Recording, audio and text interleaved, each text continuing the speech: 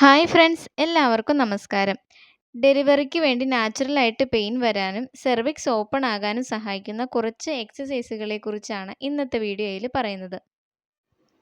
Complications ഒന്നും ഇല്ലാത്ത പ്രഗ്നൻസിയാണ്. Doctor rest ഒന്നും പറഞ്ഞിട്ടില്ല.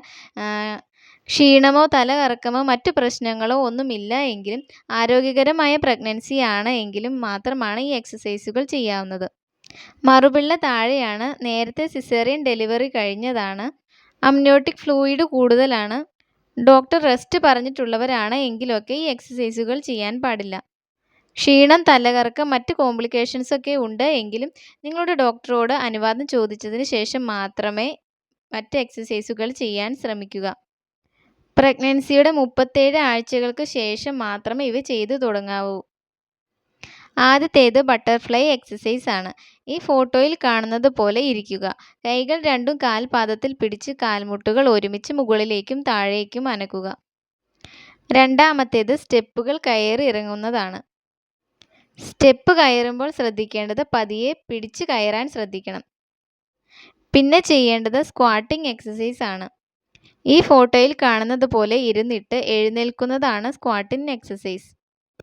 കട്ടിലിൻ്റെ കാലിലോ ജനൽ കമ്പിയിലോ അതുപോലെ ഉറപ്പുള്ള എന്തിലെങ്കിലും പിടിച്ച് എഴുന്നേൽക്കുക.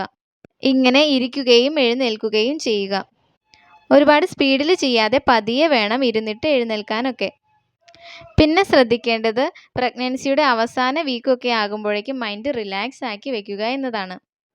ഡെലിവറിയെക്കുറിച്ച് ഓർത്ത് ഒന്നും ടെൻഷൻ അടിക്കാൻ പാടില്ല. പിന്നെയുള്ള എക്സസൈസ് നടത്തമാണ്.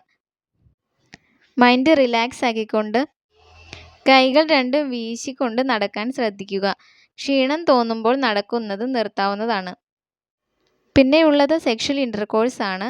37 വീക്കിന് ശേഷം ശാരീരിക ബന്ധത്തിൽ ഏർപ്പെടുന്നത് സെർവിക്സ് സോഫ്റ്റ് ആകാനും ഓപ്പൺ ആകാനും സഹായിക്കും. പക്ഷേ ഒരുപാട് പ്രഷർ കൊടുത്ത് ഒന്നും ചെയ്യാൻ പാടില്ല.